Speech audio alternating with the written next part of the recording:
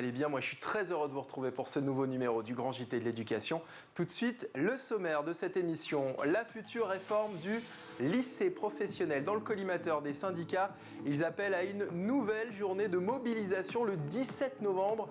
Ils contestent le projet présenté par Emmanuel Macron qui vise à doubler les heures de stage au détriment des heures de cours. Décryptage et débat avec mes invités dans un instant. En deuxième partie d'émission, Sophie Bien-Aimée, directrice équestre et artistique du musée du cheval de Chantilly, nous emmènera au château de Chantilly. La compagnie équestre des grandes écuries y organise chaque année 3 spectacles, dont un tout au long de l'année. Des spectacles à découvrir évidemment en famille et donc idéal en cette période de vacances. Et puis, si vous révisiez avec Black M, Joe Star ou encore Joyce Jonathan, c'est en tout cas ce que propose l'appli StudyTracks. Quentin Gribel vous explique tout dans sa chronique Quoi de neuf sur les réseaux. Quentin, qu'on retrouve tout de suite pour l'actu en bref.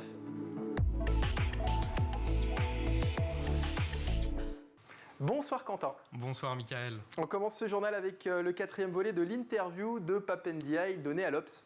Et oui, aujourd'hui, le ministre de l'Éducation est notamment revenu sur le port de vêtements religieux à l'école, un phénomène qu'il considère inquiétant et en hausse. D'après les rapports des chefs d'établissement, on compte plusieurs centaines de cas concentrés dans 6 académies du pays où Pape Ndiaye explique que la présence religieuse est déjà forte.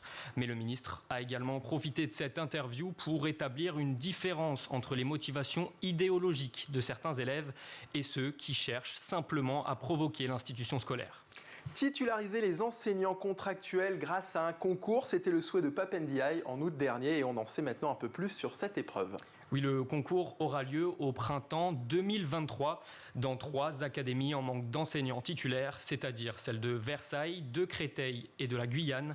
Les contractuels des collèges et lycées ne seront pas concernés car le concours ne sera ouvert que dans le premier degré pour devenir professeur des écoles. Donc, pour postuler, les candidats devront posséder au minimum un bac+2 et témoigner d'une expérience d'au moins 1 an et demi dans le primaire ou le secondaire. Dans le reste de l'actualité, des plombs retrouvés dans des vitres d'une école sur l'île de Noirmoutier. Une vitre ainsi que les volets roulants d'une école de la commune de la Guérinière ont été touchés par des plombs. Pour l'heure, aucun suspect n'a été interpellé. Le maire du village a porté plainte contre X hier et les regards se tournent vers les chasseurs. Les faits pourraient s'être déroulés dimanche. Le maire a d'ailleurs confirmé à nos confrères de France 3 que des chasseurs se retrouvent régulièrement proches de l'école, de l'autre côté d'une voie rapide. On termine avec l'invention d'un lycéen pour les élèves atteints de troubles de l'apprentissage. Oui, Ryan a 17 ans, il est lui-même atteint de dyslexie et de dyspraxie, des handicaps qui l'empêchent notamment de parler, d'écrire ou encore de calculer sans gêne. Il prend donc ses cours sur ordinateur, comme la plupart des élèves atteints de troubles similaires. Et pour faciliter l'utilisation de son clavier, il a tout simplement inventé un kit de stickers à coller directement sur les touches. Vous le voyez, plusieurs zones de couleurs différentes, ce qui permet en fait au cerveau de savoir plus facilement quel doigt peut appuyer sur quelle touche pour une meilleure ergonomie sur le clavier, tout simplement. L'invention a vite été remarquée, à tel point que des familles ont cherché à commander ce K10, c'est le nom de l'invention, et l'adolescent a même été félicité par Emmanuel Macron, rien que ça. Le kit est maintenant disponible à la vente et il s'exporte même à l'étranger. Eh ben c'est formidable, bravo à Ryan pour cette invention. Merci beaucoup Quentin. Merci à vous. Tout à l'heure.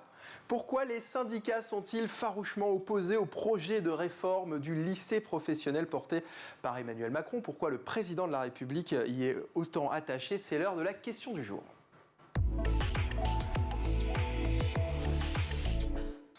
Et pour répondre à ces questions, j'accueille Marion Barlogis, professeure de lettres et d'histoire-géographie en lycée professionnel. Bonsoir. Bonsoir. Ravi de vous accueillir. Face à vous, Daniel Bloch, ancien recteur d'académie et père fondateur du bac professionnel. Bonsoir Daniel Bloch. Bonsoir. Merci d'avoir accepté notre invitation. Vous nous entendez, hein? Rassurez-moi. Parfait. Marion Barlogis, vous avez signé une lettre ouverte très intéressante auprès du collectif Questions de classe, une lettre ouverte dans laquelle vous soulignez quelque chose de très juste. Le lycée pro, personne ne le connaît, c'est ce que vous dites dans cette lettre ouverte. Personne de ceux qui décident de notre vie. Le lycée pro, c'est cette institution qui n'a aucun ancien élève au gouvernement ou à l'Assemblée. C'est ça le vrai fond du problème, selon vous ? Oui. Pour moi, en fait, quand j'ai écrit cette lettre au départ, c'était vraiment pour répondre aussi à cette méconnaissance qu'il y a de ce qu'on vit dans les classes en bac pro et qui fait qu'une réforme que nous, on trouve extrêmement violente et qui nous fait très peur, elle peut être présentée assez facilement comme positive parce que le lycée pro, personne ne le connaît. Moi, pour citer un exemple, à chaque fois que je dis mon métier, je dis moi je suis prof de lettres-histoire en bac pro.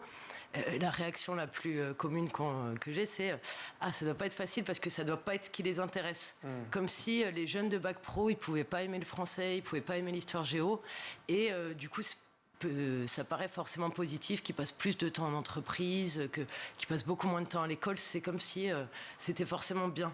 Or nous, on est très inquiets en tant que professeurs, et tous les professeurs, même les professeurs d'enseignement professionnel.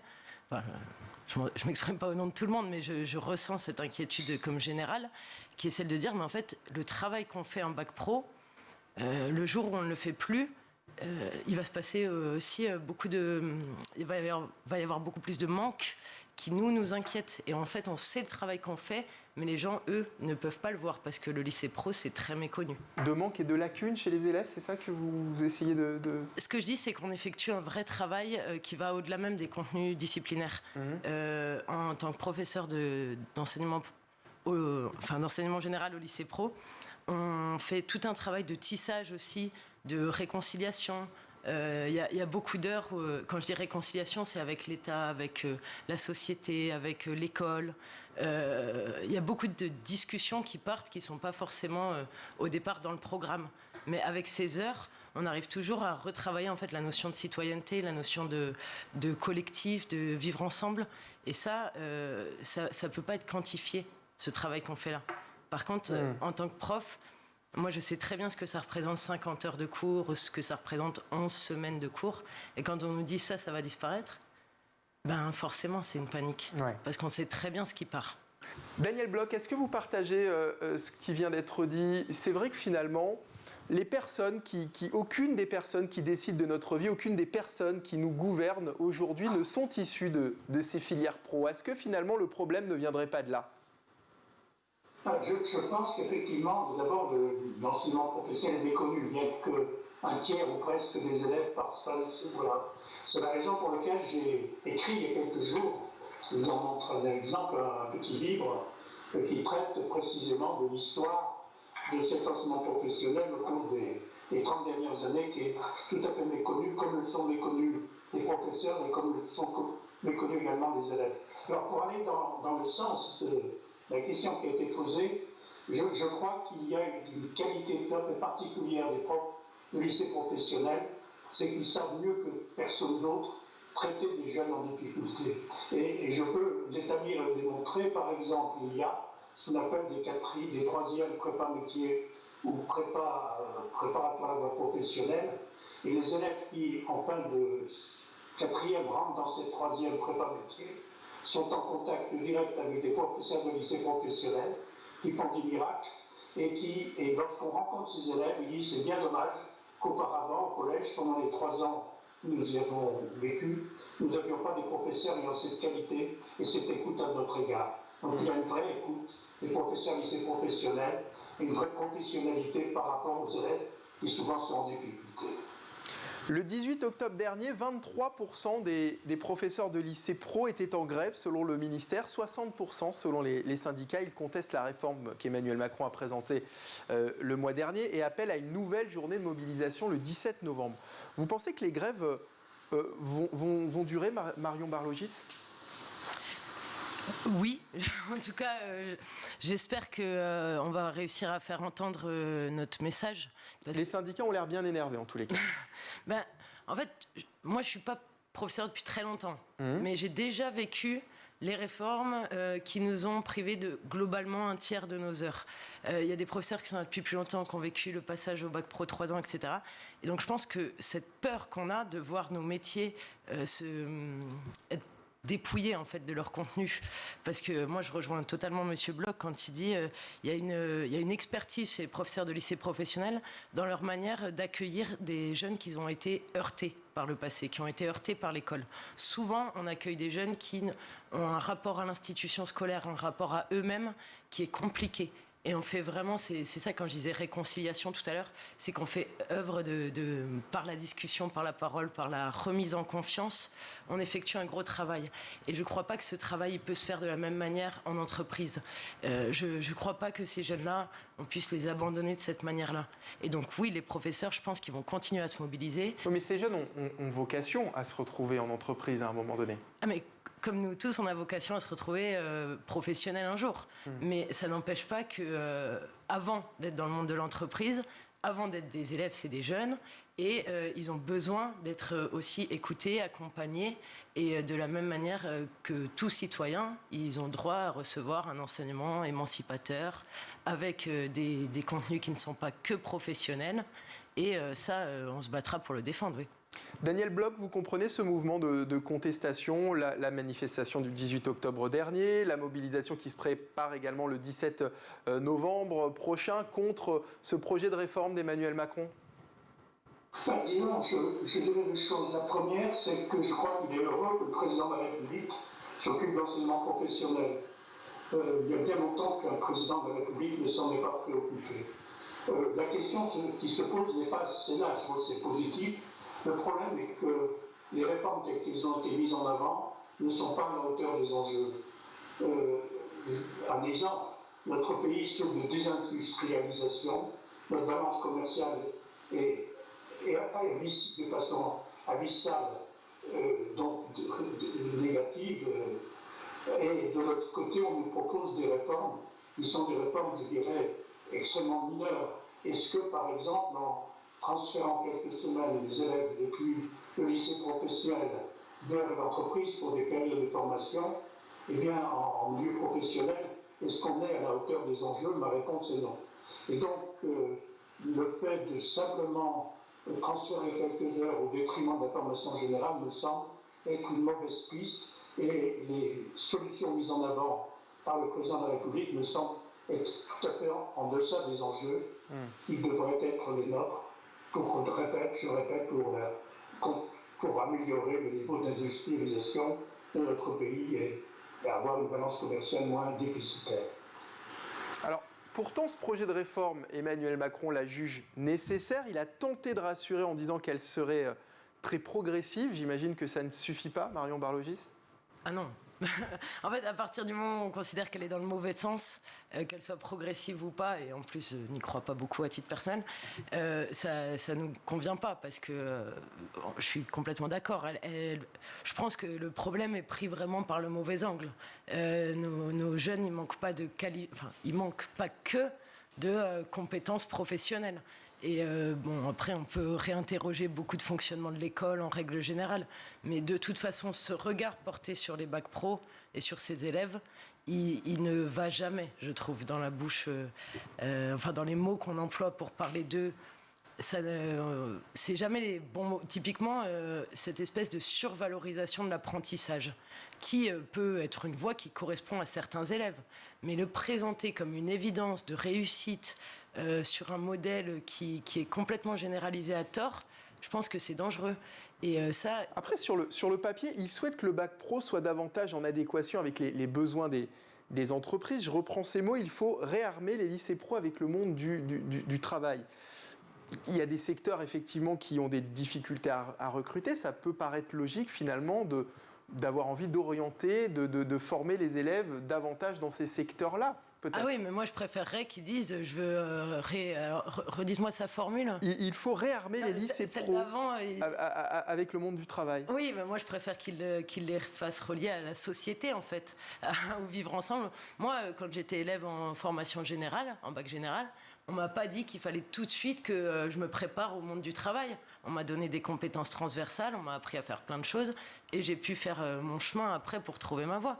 Et je pense pas que considérer les élèves de bac pro que comme des futurs techniciens, des futurs professionnels, ça soit leur donner toutes leurs chances. Moi, je pense que justement, on vit dans des sociétés où on sait qu'on a besoin aujourd'hui d'être capable de s'adapter, d'être capable de comprendre. Et c'est vrai encore plus pour les élèves de bac pro, qui devront répondre à un monde de l'entreprise qui est mouvant, avec des nouvelles technologies, avec des choses comme ça.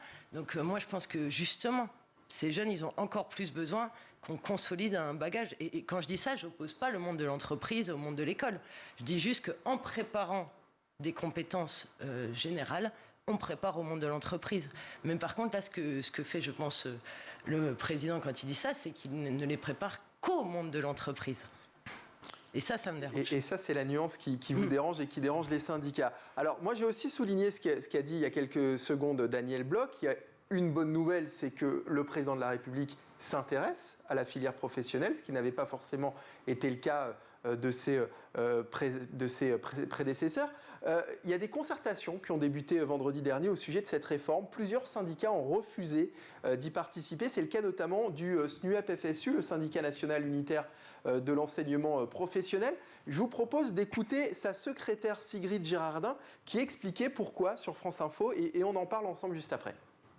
La ministre s'est exprimée devant l'Assemblée nationale en disant que rien n'est écrit, mais en réalité, les éléments socles, c'est-à-dire plus de stages en entreprise, c'est-à-dire le calibrage des filières professionnelles tournées vers les besoins économiques locaux des entreprises de proximité et la diminution des volumes horaires est toujours présent. Donc on ne peut pas négocier une réforme qui va mettre en danger gravement l'avenir scolaire et l'avenir professionnel de nos élèves et qui va en plus permettre au gouvernement de supprimer à terme 5000 postes de PLP. Daniel Bloch, vous êtes d'accord avec la SNUEP-FSU qui refuse de participer aux concertations sur ce projet de réforme? Est-ce que le fait finalement d'être totalement fermé à la discussion n'est pas finalement contre-productif? Le problème, c'est que pour beaucoup, y compris d'ailleurs pour les régions qui expriment à peu près le même point de vue, la concertation est bloquée. Autrement dit, on aurait dû commencer par faire un état des lieux et ensuite, à partir de cet état des lieux et en fonction d'objectifs fixés à l'avance, eh bien, définir quels sont les groupes de travail. Et là, tout semble bloqué avec un recteur président des ateliers, un inspecteur général chargé de rédiger les comptes rendus. Autrement dit, il est pour beaucoup de syndicats, mais pas seulement pour les syndicats, l'impression est que la réforme est déjà écrite et qu'il ne sert pas à grand-chose de discuter. Et je crois que c'est important, je décide de reprendre cette concertation, mais sur des bases qui sont des bases qui seraient plus consensuelles. Je dirais, un état des lieux partagé, c'est la moindre des choses, plutôt que de partir d'une auto-évaluation de la réforme mise en place par Blocher, par ceux qui l'ont appliquée, ce qui n'a pas grand sens. Donc, ça veut dire qu'il faut faire quoi aujourd'hui concrètement? C'est-à-dire, finalement, de dire on ne fait pas ces concertations, on repart à zéro et on fait des états des lieux directement dans les régions? Non, l'état des lieux, pas dans les régions, mais au niveau national. Parce que, si je reviens sur quelques points importants. Au cours des 20 dernières années, par exemple, la durée des études conduisant au bac professionnel, mais aussi au CRP, a diminué de 2 ans. Ne serait-ce que d'un côté parce qu'il y a moins de redoublement, et de l'autre parce que la durée de préparation du bac professionnel a été réduite d'1 an. Donc les élèves qui sortent par exemple avec le bac pro ont 2 ans de moins de formation. Et cependant, pendant cette période, le niveau d'entrée à la sortie de la 3e en lycée professionnel s'est abaissé de façon considérable, comme le montrent les données de PISA, de l'OCDE. Et donc, il faut partir de l'état des lieux, de savoir où en sont les élèves, quels sont les objectifs pour le pays, et pas seulement de faire des mesures qui sont, disons, de la communication, du replâtrage. Je crois qu'il ne s'agit pas pour moi d'approuver ou pas approuver la discussion, la concertation, la participation donc au groupe de travail. Il s'agit de dire véritablement on n'est pas au niveau des problèmes qui se posent au pays. Marion Barlogis, c'est ça, on repart d'une feuille blanche, on met en place un état des lieux au niveau national. Vous partagez cet avis de Daniel Bloch? Ah oui, complètement. D'autant plus que là, on vient quand même on termine juste de s'adapter à une nouvelle réforme. Je n'ai pas l'impression qu'on ait vraiment écouté au niveau du gouvernement. Est-ce que celle-ci était une réussite? Je veux dire, peut-être sur le papier, on peut tirer des réussites soi-disant. Je pense qu'à l'intérieur des établissements, on est très peu convaincus par ce à quoi on a dû s'adapter. Que ce soit le chef-d'œuvre, la co-intervention, des choses qui sont un peu des mots moi je trouve un peu des mots valises dans lequel on a surtout caché en fait une perte des heures d'enseignement général, vraiment. Moi, j'aimerais bien qu'on parle d'abord de ça, qu'on dise est-ce que ça nous va, est-ce que finalement on a réussi à... Ne pas remplacer des heures d'enseignement général par des heures de stage, en fait. Alors, stage ou autre, hein, mais en fait, c'est vraiment dans la continuité de ce que vous disiez tout à l'heure, c'est s'adapter au monde de l'entreprise. Et nous, on répond oui, mais pas que. Oui, parce que en fait, vous dénoncez que l'enseignement se transforme en formation et que ces élèves soient privés d'éducation, d'instruction comme en filière générale, c'est ce que vous nous disiez tout à l'heure, finalement. Oui, mais même... Alors pourquoi aller en filière pro, à ce moment-là? Alors, je pense que déjà, comment dire, il ne faut pas opposer. Ça relève, à mon avis, d'une conception plus générale de nos sociétés sur comment on considère les métiers professionnels. Est-ce qu'on leur donne le même crédit que les métiers dits intellectuels issus de formation générale? Moi, je pense qu'il faut complètement casser cette dichotomie et que les élèves de formation qui sont en enseignement professionnel, ils sont là pour apprendre un métier, déjà. Un métier, non pas un poste. Et qu'est-ce qu'ils vont apprendre en stage? Surtout si celui-ci est très très long. Ils vont apprendre un poste de une branche d'emploi. À l'école, au lycée pro, ils apprennent tout le métier. Un élève en chaudronnerie, en maintenance des équipements industriels, en boulangerie, il va apprendre tous les aspects de ce métier quand il est en atelier. Quand il est en stage, il va apprendre un point. Donc déjà, on a le droit de lui apprendre un métier de manière générale. Et ensuite, c'est pas parce que ça va être un ouvrier ou un métier dit manuel, dit professionnel, que ça devrait s'opposer au fait de recevoir un enseignement émancipateur. C'est pas réservé aux bacs généraux quand même. Enfin, oui, je pose la question parce qu'après on peut aussi se demander à ce moment-là pourquoi est-ce qu'on supprime pas carrément les filières. Alors non, parce que je pense que tous les filières préparent à des types de métiers, mais que tous les citoyens, tous les jeunes ont le droit à ces apprentissages qui sont citoyens. Absolument. Daniel Bloch, vous êtes le père du bac professionnel créé en 1985. Quel était l'objectif à l'époque? C'est tout simple. Autrement dit, Jean-Pierre Chevènement avait été ministre de l'Industrie. Et il s'était aperçu, sans difficulté, lorsqu'il était ministre, que la balance commerciale de la France se détériorait. Un déficit qui était environ de 6 milliards d'euros.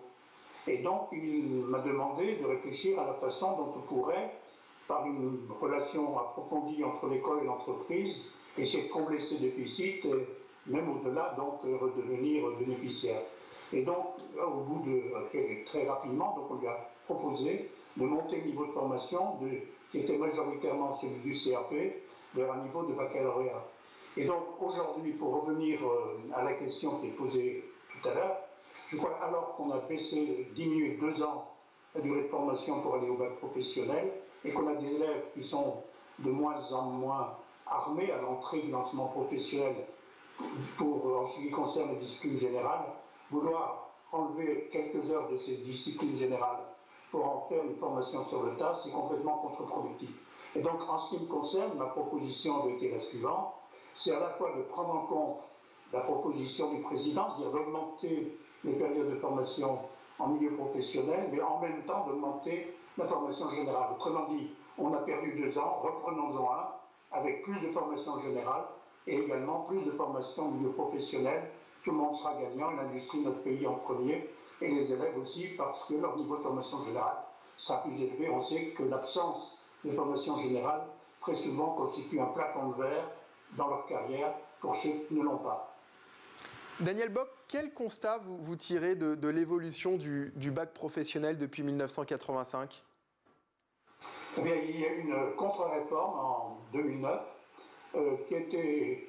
qui correspondait à aucune demande des enseignants, aucune demande du milieu professionnel, mais qui a été mise en œuvre, une réforme mise en œuvre à la demande essentiellement du ministère du Budget, quand il s'agissait de réduire le nombre de fonctionnaires. Et donc la durée du bac professionnel est passée de 4 à 3 ans, et c'est vraiment catastrophique, notamment en ce qui concerne l'insertion professionnelle des jeunes gens et beaucoup de jeunes filles encore plus du secteur tertiaire. Autrement dit, les difficultés que connaissent l'enseignement professionnel, elles ne relèvent pas des professeurs, elles relèvent, comme vous l'aviez indiqué au départ, essentiellement une gestion assez incompétente du système de formation professionnelle par ceux qui l'administrent. La question des préjugés dont nous parlait Marion Barlogis tout à l'heure, les préjugés qu'il y a autour des filières pro, elles ont évolué comment finalement depuis le début? C'est quelque chose qui se dégrade avec le temps, qui s'est dégradé? Non, pas vraiment. Autrement dit, aujourd'hui, vous savez, avant, maintenant on rencontre des familles de milieux modestes qui disent mon fils, ma fille est en train de préparer le bac. Sous-entendu, c'est le bac pro. Et je veux dire que le bac pro et les élèves qui sont au niveau du bac pro et leurs familles sont très fiers que leurs enfants aient le bac pro. Le problème aujourd'hui, si l'on veut donc faire de cette filière professionnelle une filière de réussite, il faut la prolonger. La prolonger notamment en permettant au plus grand nombre de diplômés du bac professionnel de poursuivre des études, ou bien vers un BTS, ou plutôt dans l'avenir sans doute un bachelor professionnel, vers ensuite éventuellement les masters professionnels. Autrement dit, pour rendre cette filière la plus attractive possible, il faut en faire une filière complète. Et là, je dirais, cette filière sera davantage reconnue. Marion Barlogis, ce sera ma dernière question. Pour rendre effectivement cette filière, comme vient de le dire Daniel Bloch, plus attractive, est-ce que le problème ne vient pas aussi de la politique d'orientation des élèves? Le fait d'orienter systématiquement les bons élèves en filière générale et les élèves qui ont des difficultés en filière pro? Ah bah si, totalement. C'est ce que j'allais dire, c'est que moi, si j'avais aussi un message et un vœu, ça serait qu'on arrête d'entendre, et je pense que c'est pas mal intentionné, mais c'est ce genre de phrases qui sortent et qui sont il faut que tu te mettes au travail, sinon tu finiras en bac pro, ou sinon tu pourras pas choisir ton orientation, comme si la seule orientation choisie, la seule qui avait de la valeur, c'était celle en général. Et alors je pense que ça vient vraiment d'un problème sur ces filières, mais aussi sur l'image qu'on a de ces métiers-là. Et sur la politique d'orientation, encore une fois, parce que c'est des discours qu'on peut entendre auprès de CP, de conseillers d'orientation dans les écoles. Ah oui, c'est ce que je disais, c'est ce que je dénonçais sur le côté si tu travailles pas, t'iras en bac pro. Et ça, bien sûr que c'est dramatique. Et puis, mais comme je tenais à le dire, on peut pas faire une vraie politique d'orientation sans changer de regard sur ces métiers qui sont indispensables, qui sont magnifiques. Enfin, et pour donner envie à des jeunes d'aller dans ces métiers-là, il faut aussi que ça soit quelque chose de valorisé. Sinon, évidemment, la voie pro sera toujours une voie par défaut. Donc je pense que c'est un recul plus général qu'il faut prendre sur qu'est-ce qui mérite notre admiration. Vous partagez cet avis, Daniel Bloch? Oui, je pense que pour que l'orientation ne soit pas une orientation par défaut, il faut d'abord et avant tout rendre la filière professionnelle attractive et, comme j'ai dit tout à l'heure, faire en sorte qu'elle ne débouche pas sur les cul-de-sac, mais qu'elle permette toujours la promotion. Merci beaucoup Daniel Bloch d'avoir été avec nous, ancien recteur d'académie et père fondateur du bac professionnel. Merci à Marion Barlogis, professeur de lettres et histoire-géographie en lycée professionnel. Restez avec nous. Dans un instant, je vous emmène avec ma prochaine invitée au château de Chantilly. La compagnie équestre des Grandes Écuries organise chaque année 3 spectacles idéaux en cette période de vacances scolaires. A tout de suite sur School TV.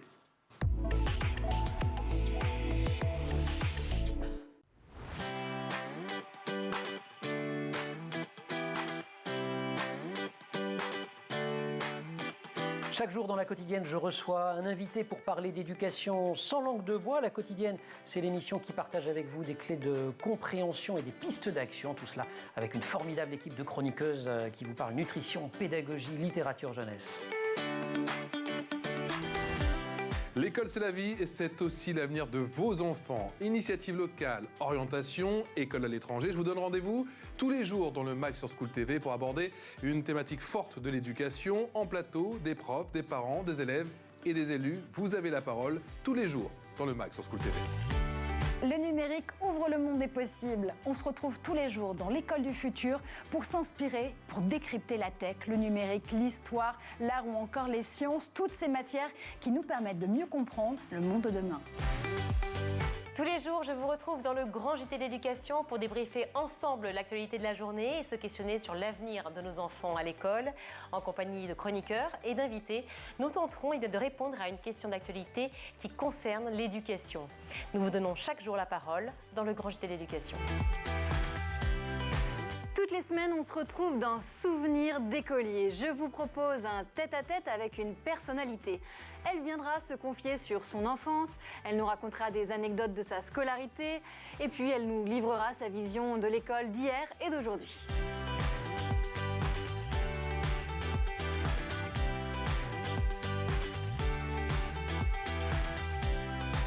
School TV. Imaginons ensemble l'école de demain.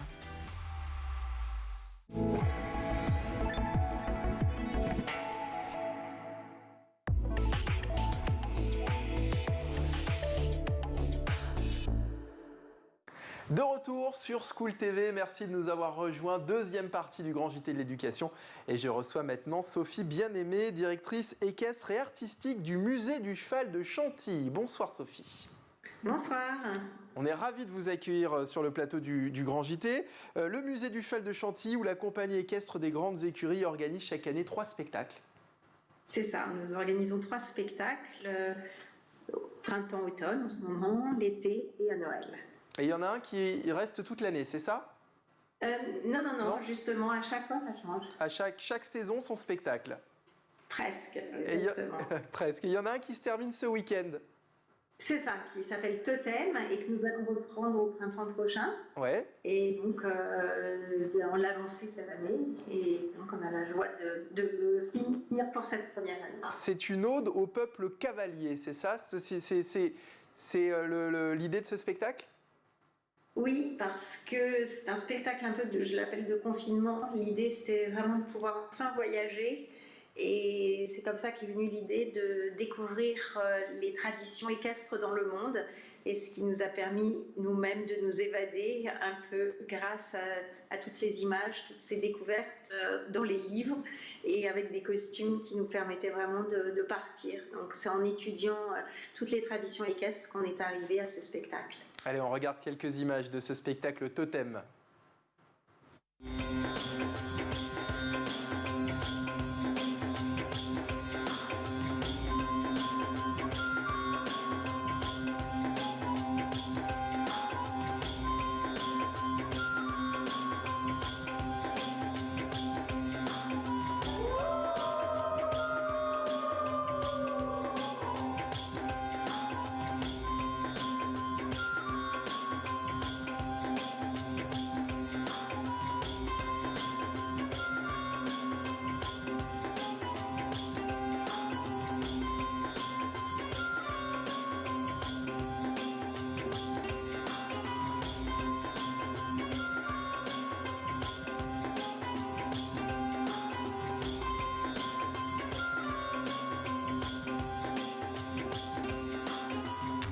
Voilà Totem à découvrir au château de Chantilly jusqu'à ce week-end. C'est aussi une façon de promouvoir l'équitation, Sophie Bien-Aimée ? Je pense que oui, notre métier, c'est vraiment de faire découvrir notre passion, la partager et la présence de chevaux en spectacle. Je crois que c'est une bonne manière de donner envie aux gens de monter à cheval à la fin, en tous les cas, d'aimer cet animal qui est fascinant. Et c'est vrai que sous le dôme, il est magnifié. Et donc, c'est une grande joie de présenter le cheval dans un spectacle, en effet. Comment est-ce que vous vous êtes passionné vous-même pour l'équitation ? Ah oui, moi je ne peux pas vivre sans être au contact des chevaux. C'est une vraie drogue. On appelle ça aussi notre petite psychothérapie. Les chevaux nous font un bien fou, on en a vraiment besoin et il y a quelque chose, une communication incroyable qui s'établit avec eux. C'est même magique, vous voyez, qu'ils nous comprennent, que simplement en utilisant un tout petit peu nos doigts, notre poids du corps, nos jambes, il y a une harmonie qui se crée entre nous et ils comprennent nos demandes et on se comprend entre nous. Ils savent aussi très très bien s'exprimer. Donc ils nous disent s'ils sont contents, s'ils ont envie de faire quelque chose. Ça, vous avez tout à fait... c'est marrant. En fait, c'est vraiment fascinant. C'est un animal merveilleux. Et pour revenir au spectacle, c'est un spectacle qui s'adresse à toute la famille ? Ah oui, vraiment. Là, on vient de finir une représentation et aujourd'hui, on avait de 3 ans à... je pense 90. Quel rapport ont les enfants avec cet animal qui est le cheval ? On peut monter à cheval ou à poney dès le plus jeune âge, hein. Oui, vous avez même du baby poney. Donc, on peut tout à fait... En fait, c'est soit les enfants sont pris par cet animal, ils sont envoûtés. Et alors là, c'est dur pour les parents parce qu'il va falloir aller au poney club toutes les semaines. Et sinon, c'est un animal qui vous capte. quand on traverse avec les chevaux le couloir où il y a du public, par moment, les gens s'arrêtent, se déplacent même pas, tellement ils sont fascinés par l'animal. Donc il y a une vraie... c'est hypnotique. Quentin. Et alors, combien de temps mettez-vous pour préparer de tels spectacles ? Alors, chaque cheval est éduqué pendant 3 ans minimum avant de rentrer sur scène. Mais donc, ce qui veut dire que nous-mêmes, toute notre vie, on éduque des chevaux en permanence pour petit à petit. En fait, ça va être des spectacles qui vont être complètement sur mesure en fonction des chevaux que nous avons. Donc, c'est comme ça que ça va se passer. Alors, aujourd'hui, j'ai un cheval qui a 7 ans. Il débute, donc il va avoir des numéros très simples pour lui. Et puis petit à petit, en fonction de son évolution, eh bien peut-être qu'à la fin, il va devenir une étoile et avoir un numéro en solo. Mais pour le moment, eh bien lui, il apprend à accepter le public, les lumières, les applaudissements. Donc ça prend du temps, qu'il ait confiance, qu'il se rende compte qu'on ne le met pas dans le rouge, que c'est sympa de faire ça. On va travailler tout le temps avec lui pour lui dire, tu vois, là c'est une nouvelle vie, mais on s'amuse. Et comme on communique cette joie et ce plaisir, les chevaux le ressentent énormément. Combien d'artistes, combien de chevaux, de costumes sur ce spectacle ? Alors nous sommes 7 cavalières, 4 sœurs nous accompagnent, dont un voltigeur. Et ensuite en chevaux, il y en a une 15aine, plus quelques poneys. Donc ça fait une bonne petite troupe. Alors il y a tout ça et puis il y a aussi le cadre et ce lieu rempli d'histoire qui est le château de Chantilly. Il fait forcément partie du spectacle, j'imagine ? Ah oui, parce que là on a la chance d'être dans les grandes écuries des princes de Condé qui ont été construites au XVIIIe siècle. On a fêté leurs 300 ans. Et la salle de spectacle se trouve sous le dôme qui fait 28 mètres de hauteur avec une fontaine monumentale. C'est vraiment la pièce maîtresse des grandes écuries. Et d'ailleurs, quand on arrive de Paris par le rond-point, la première chose qu'on voit sont les grandes écuries et on pense que c'est un château. Et c'est vrai que c'est un château pour les chevaux. Ce prince a eu l'incroyable idée de construire des écuries seules, comme un palais, à l'extérieur du château et pas dans les dépendances derrière le château. Donc c'est ce qui fait la force du lieu. C'est aussi cet endroit qui, souvent les gens nous disent même on rentre dans une cathédrale pour chevaux et nous demandent si on est fasciné toujours par le lieu. Et oui, on est toujours impressionné par cet incroyable bâtiment.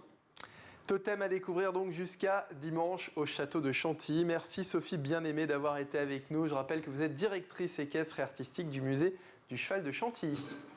Merci beaucoup et puis on se retrouve à Noël peut-être. Avec grand plaisir. Le prochain spectacle portera sur quoi ? Alors là, ça n'a rien à voir, c'est l'histoire du miroir de Bérilune. Et donc là, c'est vraiment du théâtre à cheval avec le miroir le miroir de la reine qui a été volé. Et c'est la petite Fantine qui va devoir le retrouver.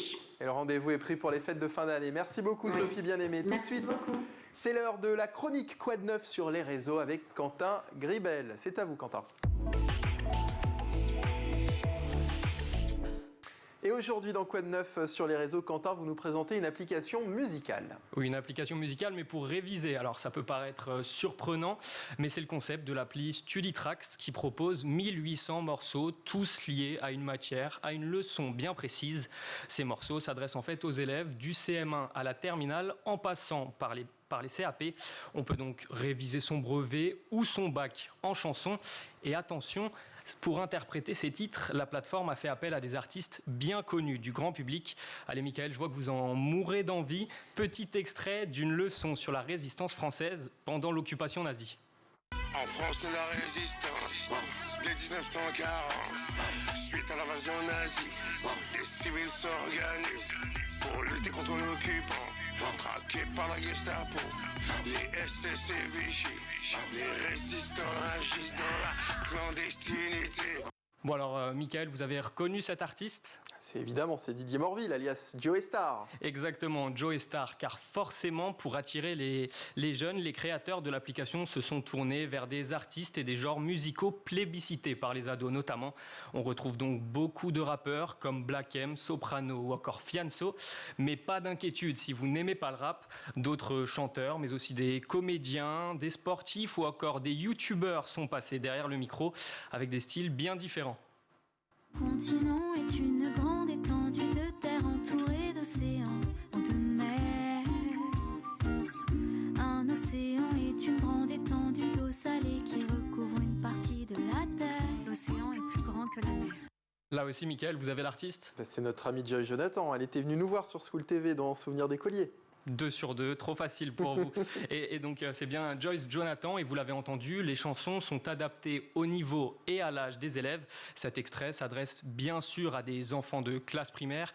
Ce sont en fait un peu les bases de la géographie en quelque sorte, et c'est là l'objectif de la plateforme, car l'appli ne cherche pas à remplacer ni les cours ni les enseignants, mais plutôt à être un support en fait pour motiver les jeunes à apprendre. Mais alors, est-ce que ça fonctionne ? Est-ce qu'on peut vraiment apprendre en écoutant de la musique, Quentin ? Il semblerait, vous le savez sûrement, il existe plusieurs types de mémoire quand il s'agit d'apprendre. Studitrax se base sur la mémoire auditive, en clair, retenir ce que l'on entend à l'aide de scientifiques. Les créateurs ont d'ailleurs mis en place une formule qui permet encore plus facilement de garder la musique en tête. C'est Alexandre Hooper, l'un des créateurs de la plateforme, qui en parlait sur Sud Radio. En fait, chaque Studitrax est organisé de la même façon. Vous verrez qu'on répète 3 fois les mêmes informations. En fait, 3, c'est un petit peu le chiffre magique. C'est là où le cerveau va capter un maximum d'infos. En fait, la musique a un tel impact sur le cerveau qu'on est capable de faire beaucoup de choses avec, à partir du moment où c'est bien organisé avec une méthode scientifique. Alors, pour l'anecdote, le premier morceau enregistré date de 2015 et à l'époque, c'était pour le fils de l'un des créateurs de la plateforme. Il était alors en décrochage scolaire. Si vous voulez tester cette application par vous-même ou pour vos enfants, elle est disponible sur téléphone et il existe même une version gratuite. Bon, on va tester. Surtout si c'est gratuit, on va tester. Surtout si c'est gratuit. C'est l'heure de retrouver Malika Ménard dans Souvenir d'écolier. Merci Quentin. Merci. Souvenir d'écolier avec en invité cette semaine la comédienne et actrice Rebecca Hampton. Et après, il y a ce rôle qui change votre vie, on peut dire ça ? Oui, bien sûr que ça change ma vie, puis ça bouleverse surtout ma façon de vivre, puisque déjà j'ai changé de ville. J'ai du coup quitté ma famille, mes amis, mes repères. Il me fallait du temps pour me repérer dans cette ville. Est-ce qu'avant ce rôle, il y a des moments de doute ? Il y a toujours des moments de doute, mais je veux dire, même pendant ce rôle et puis même après ce rôle, il y a toujours des moments de doute. Je pense que c'est très compliqué à expliquer aux gens, mais en règle générale, mais c'est vrai que c'est un métier d'intermittence, donc c'est un métier qu'on ne peut pas faire tout le temps, et c'est surtout un métier, on en parlait tout à l'heure, mais qui est basé aussi sur plein d'autres vecteurs que le talent. Il y a la chance, il y a la mode, il y a les rencontres, il y a plein de choses. Donc c'est une passion, donc ça m'anime. Mais après, il y a du doute tout le temps. Et quand ça démarre, vous ne pouviez pas vous imaginer que l'aventure serait aussi longue ? Ah non, quand ça démarre, on a pensé que ça durerait 2 semaines, 3 mois. Et pour la petite anecdote que tout le monde connaît, mais qui me fait toujours beaucoup rire, j'avais une ampoule au plafond et que j'ai laissée pendant 3 mois sans mettre d'abat-jour en me disant... De toute façon, je repars demain. Ah, dans votre appartement À Marseille. Okay. Je dis, de toute façon, je repars demain. De toute façon, je repars demain. Et non, j'ai fini par mettre un abat-jour. À partir de quel moment on met l'abat-jour ? J'ai mis du temps quand même. Hein. Je pense que j'ai mis un abat-jour au bout de 4-5 mois quand même. Ça va. Ah, mais 4-5 mois sans abat-jour, c'est pas terrible. Hein. On a beaucoup parlé de la fin de la série. Et oui. Comment est-ce que vous l'avez vécu ? Elle n'est pas finie, hein, la fin de la série. La diffusion ? C'est le 18 novembre, oui. Oui, mais la fin des tournages. Ah, la fin des tournages. Franchement, c'était pas un très agréable moment. C'est toujours très difficile de se séparer. Puis là, c'est pas se séparer de personne, parce qu'il y a plein de gens que je vais revoir, puis on va se recroiser. C'est quitter un lieu qui nous a accueillis pendant aussi longtemps. Et puis après, il y avait toute une organisation, parce que puisqu'on est quand même là pour parler d'école, quand nous, on a appris que ça se terminait, donc le 5 mai, et que j'ai su qu'il fallait que je revienne sur Paris, il a fallu quand même que je trouve... Ma première pensée, avant de me dire j'arrête de tourner dans cette série, ça a été de scolariser ma fille. Du coup, elle a repris en septembre à Paris ? Oui. Donc il a fallu que je la scolarise, qu'on change d'endroit, que je quitte Marseille, qu'on s'installe à Paris. Et j'étais tellement sur ma fille que je me suis dit, je verrai après pour moi, après la rentrée. Sauf qu'après la rentrée, je suis partie sur d'autres choses. Et que finalement, je n'ai pas encore vraiment fait le deuil de cette fin d'aventure. Pour moi, c'est très bizarre. J'ai encore vraiment du mal à me dire que c'est terminé. Ben, ça prend du temps de faire des deuils dans la vie. Oui, c'est long. Mais il y a 5 phases et je pense que je ne suis pas la première, en fait. Je ne suis pas allée à la fête de fin de tournage. Bah pourquoi? Parce que je n'étais pas là. D'accord. J'étais très loin et faire un aller-retour de la Réunion. Ah oui, à la Marseille, Réunion. Ah oui, très d'accord. Oui, compliqué. oui. Donc j'ai beaucoup pensé à eux. Mais voilà, au moins, ça m'a peut-être épargné beaucoup de chagrin. Et justement, vous parliez de votre fille, qui était la priorité à ce moment-là, quand c'était la fin. C'est toujours la priorité. Quelle éducation vous lui transmettez? J'essaie de lui donner le plus d'amour possible. J'essaie de faire en sorte qu'elle ait confiance en elle, parce que je trouve que dans notre monde actuel, c'est très important. Alors la confiance, c'est pas d'être supérieur aux autres, hein, c'est juste de se dire que ce qu'on fait vaut quelque chose. Et je suis, je pense, un peu sévère. Ah bon? Pas sévère dans la vie, parce que je ne suis pas crédible du tout quand je me mets en colère. En revanche, je suis assez stricte sur tout ce qui est école, justement. Il faut qu'elle ait des bonnes notes? Ouais. Alors j'essaie de faire attention de ne pas lui mettre trop de pression, mais je trouve que c'est très important pour l'estime de soi d'avoir des bonnes notes à l'école et de réussir à faire ce qu'on a envie de faire. Et ça marche?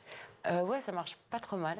Il s'avère qu'elle est dans une super école, qui est une école privée qui s'appelle Saint-Victor et qui ont vraiment une pédagogie et une façon d'élever nos enfants, en tous les cas de les éduquer, d'une façon que je trouve extrêmement intéressante et douce et en même temps très efficace. C'est déjà la fin de ce numéro. On se retrouve demain, toujours en compagnie de Rebecca Hampton pour la suite de Souvenirs d'écoliers. À demain. Merci Malika et à demain pour la dernière de la semaine, toujours en compagnie de Rebecca Hampton. On passe au Zap, le meilleur de Scoop TV, c'est tout de suite. La secrétaire d'État à l'enfance, Charlotte Cobel, qui veut trouver une solution concrète pour restreindre l'accès des sites pornographiques aux mineurs et veut arrêter de prendre des pincettes sur le sujet. C'est elle qui le dit. Bilan des courses, elle propose une solution, bloquer purement et simplement l'accès à ces sites grâce à un code de carte bleue. Est-ce que, Grégoire, c'est la fausse bonne idée du moment? C'est un filtre possible, mais un filtre imparfait peut-être? Alors, avant de parler de cette solution précise, d'abord, disons enfin, des politiques se prennent sérieusement ce sujet en main. Et c'est fondamental. Dans quelle civilisation on laisse nos enfants accéder librement à ce type de contenu? C'est pas normal. Ça fait des années que ça dure, des années que ça augmente, et personne n'a pris ce sujet en main. Donc, félicitons-nous du fait qu'il y ait une vraie volonté politique. Sur la solution qui est proposée, la carte bleue, c'est quand même un produit qui est un peu obsolète. On est de moins en moins payé avec la carte bleue en l'insérant, de plus en plus avec le paiement sans contact, voire directement dans nos smartphones. Donc, c'est une solution qui a le mérite d'être tentée, qui va être essayée, on verra ce que ça donne. Tant mieux, mais je pense qu'il y a d'autres solutions technologiques qui seraient peut-être encore plus en mesure de résoudre ce problème et qu'au final, ce ne sera pas une solution, mais des solutions ajoutées qui permettront de le résoudre. Et toi, tu fais partie de cette génération qui se dit que tout est possible et qu'être son propre patron, c'est peut-être une véritable aventure humaine. Bah ouais, je pense que c'est... on va apprendre tellement de choses par soi-même. Pour monter cette agence, je me suis un peu formée en autodidacte. À la fois, j'ai appris à faire un site, j'ai appris un peu à démarcher les clients, à faire de la prospection, à faire des propositions commerciales. Et c'est un apprentissage qui est continu. Et moi, je pense que c'est quelque chose de bien plus formateur quand on apprend en autodidacte. Et après, c'est aussi ce désir de liberté, de faire des choses par soi-même et un peu d'être fier de soi à la finalité. Mathilde. Comment ont réagi tes parents? Est-ce qu'ils te supportent dans ce projet? Est-ce qu'ils y connaissent aussi un petit peu quelque chose en réseaux sociaux? Alors mes parents, c'est vrai qu'eux, ils sont pas du tout entrepreneurs, ni sur les réseaux sociaux, enfin, même s'ils commencent du coup maintenant. Mais je les ai forcés. je pense qu'au début, ils ont peut-être eu du mal à un peu tout comprendre, mais forcément, ils ont été agréablement surpris, à mon avis, de voir un peu l'engouement que ça a pu prendre sur LinkedIn en particulier. Et je pense qu'ils sont très contents aujourd'hui, même si parfois ils peuvent être un peu stressés à l'idée que je puisse aller discuter avec des gens. Enfin, c'est un peu l'inconnu, donc je pense qu'il y a aussi cette part de doute. Pour toi, entreprendre, c'est quoi? C'est avant tout le besoin d'aider, de créer, d'innover? Moi, pour moi, entreprendre, c'est le besoin de créer. C'est vraiment créer des choses. Je trouve que tout ce processus de création où tu as une idée, tu la développes au maximum.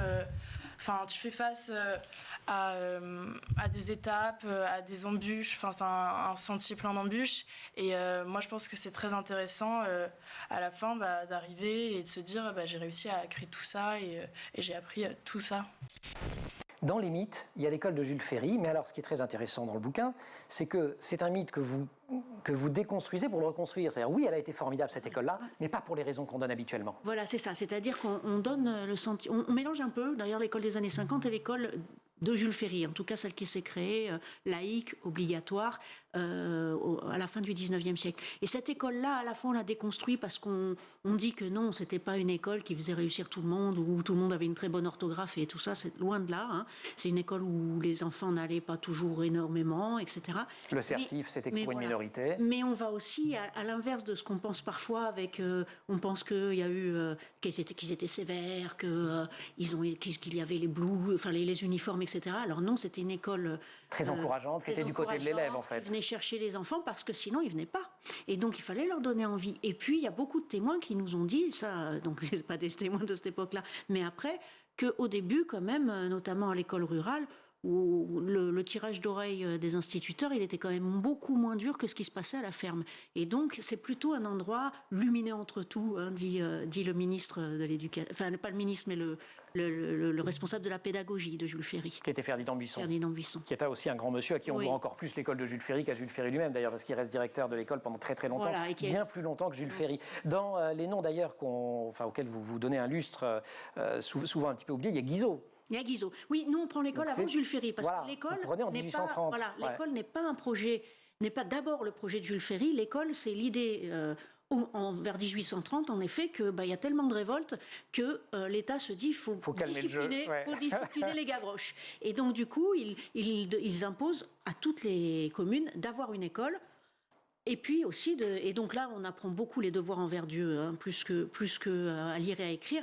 Mais ce qui est génial dans toute cette histoire de l'école, c'est que dès qu'on ouvre une petite porte, les gens la prennent pas comme l'État a pensé, mais beaucoup plus. Quand vous dites les gens, c'est en fait les personnes auxquelles l'école est destinée pour leurs enfants. Voilà, pour leurs enfants, ils prennent plus. Et ce qu'on voit aujourd'hui toujours d'ailleurs, quand on dit on va avoir plus d'enfants au niveau du baccalauréat, tout le monde suit, classe moyenne, classe populaire, etc. Tout le monde y va. Il y a un désir d'école qui se crée tout de suite. Allez, avec toi Mathilde, on parle de ces enfants devenus stars aux États-Unis après avoir créé leur propre boîte. Effectivement, ce sont de vraies stars invitées dans les émissions de télé et même à la Maison Blanche. Alors, je ne vais pas vous donner tous les noms, il y en a 3-4 qui sont assez intéressants. Parmi ces enfants, il y a Marley Diaz, qui est une jeune fille qui a 12 ans. Elle avait comme ligne de mire la diversité, elle, en littérature. Suite à une frustration de voir que des héros masculins et blancs dans les livres qu'elle lisait, eh bien, elle a lancé une plateforme dans le but de récupérer 1 millier d'ouvrages qui ont pour des héroïnes, des femmes et de couleurs. Il y a également Alina Morse. Alors elle s'est posé la question suivante: pourquoi ne pas inventer des sucettes qui n'abîment pas les dents, qui ne font pas de caries? Son père l'a donc incité... sans sucre. Bon. C'est clairement ça. Okay. Son père l'a donc incité à travailler sur ce projet. Ça a fonctionné puisqu'après avoir mis ses propres économies, avec aussi un peu d'aide de sa famille, la fillette de 13 ans a inventé les Olipops vendus sur une célèbre plateforme de vente en ligne. Et enfin, l'un des plus jeunes et plus riches youtubeur du monde. Oh là là, je le connais. Et oui, évidemment, il est devenu riche et célèbre à l'âge de 7 ans en faisant de l'unboxing. Vous savez, cette façon de se filmer en ouvrant des cadeaux, des paquets. Il s'appelle Ryan Toys Review. Il est devenu la star de l'unboxing en 2015. Mon fils le regarde, je ne savais pas que... C'est vrai ? Maintenant, je découvre. Il cumule plus de 20 milliards de vues sur ses vidéos. Les parents, je crois que j'en ai déjà parlé ici. Mais mon fils le regarde trop, je me rends compte là. Et voilà, les parents du petit garçon ont précisé que l'idée venait de lui, mais la mère a quand même arrêté de travailler pour s'occuper de la carrière de son fils. Et le papa aussi, on les voit tout le temps dans les vidéos, bien les sûr. deux. Bien sûr. Et elle assure que les vidéos sont tournées uniquement le week-end pour pas gêner la scolarité de leur fils. Mais voilà, là c'est la big star vraiment aux États-Unis. Il a seulement il a 12 ans. C'est vraiment bon pour la santé, les graines de courge, et c'est très simple. Vous récupérez tout simplement les graines alors quand je dis courge, c'est potimarron, potiron, citrouille, tout. Ouais, les graines quoi. Les graines. Tout simplement, vous allez les faire laver, vous les lavez, vous les faites sécher dans un torchon. Et après, c'est très simple. Dans un bol, vous mélangez, pour ma part, je trouve que c'est bon de faire curry, paprika, un peu de sel, un peu d'huile d'olive. Vous mélangez vos graines, vous les mettez à plat sur du papier sulfurisé, sur une plaque au four 160 degrés. Et ça donne ça en apéritif. T'es venu avec, je me suis dit... dégustation. Bah oui, alors du coup, j'ai fait de la purée de potiron ce week-end. J'en ai profité. Vous n'êtes pas allergique à la graine de courge, François? Je l'ai testé. Alors là, c'est au curry. Au curry? Ou curry paprika. C'est pour l'apéro. C'est pour l'apéro. Génial. C'est l'apéro. Curry paprika, voilà. Sachant que quand on les cuit, l'idéal c'est de servir à vos invités juste après. Mais c'est pas mauvais. Non, c'est pas mauvais. Oui. Mais quand c'est chaud, c'est idéal, vraiment. Mais non, mais parce qu'en fait, elle nous dit des trucs. Elle me dit avant, elle me dit, si c'est pas très bon, faites quand même semblant que. Mais en fait, c'est bon en vrai, quoi. C'est pas bien de le dire, ça. Oui, mais c'est bon en fait. Mais là, j'ai dit ça. Ah ouais, vous faites noter la recette, c'est vachement bien. Il y a l'apéro alors. Bon, après l'apéro, on se fait quoi? Une petite recette de champilleux. Champilleux, un mélange de champignons en forme d'yeux, les yeux. Bah oui, il faut que ça soit un peu effrayant Halloween quand même, si c'est sain. Le principe, c'est de prendre des champignons de Paris, tout simplement, et on va les farcir avec quelque chose de assez sain, comme on voit là sur la photo. Ça, on a le côté un peu Halloween, mais très sain, parce qu'on va farcir quoi? Avec ou du tofu, si vous êtes plutôt végétarien, ou de la viande hachée. Un peu d'ail écrasé, du jus de citron, du sel, du poivre, tout ça on le met dans le champignon, on met au four et après en fait on va décorer ce qu'on a vu sur la photo pour faire l'effet sanguinolent de l'œil avec des petites tomates séchées, petites rondelles d'olive noire pour faire l'œil et on a les petits champilleux magnifiques et sains. Et pour le dessert? Oui, vous vouliez un petit dessert. Un cimetière de mousse au chocolat. Parce que la mousse au chocolat, on a un peu peur. On entend un chocolat, on se dit mais qu'est-ce qu'elle raconte? C'est pas diététique. Non, je me dis enfin, elle vient à la raison. Mais oui, parce que la raison, c'est que la mousse au chocolat, ça ne se fait qu'avec des œufs et du chocolat normalement. Et oui, pas de sucre, pas de lait, pas de crème. Et ça, je suis bien d'accord avec vous. Du surplus. Et voilà pour le Zap, c'est la fin de ce grand JT de l'éducation. Merci de l'avoir suivi. Merci Quentin. Merci à vous. À demain. À demain avec plaisir. On se retrouve bien sûr demain pour un nouveau grand JT, même heure, même endroit. Canal 247 sur les Freebox, sur notre site internet évidemment schooltv.com. Merci aux équipes qui ont préparé cette émission, Emma Guessel, Agathe Delannoy à la rédaction, Théo Boscar à la réalisation, Mathieu Sullivan au son, le make-up est signé Laure Audemont. Bonne soirée sur School TV, à demain.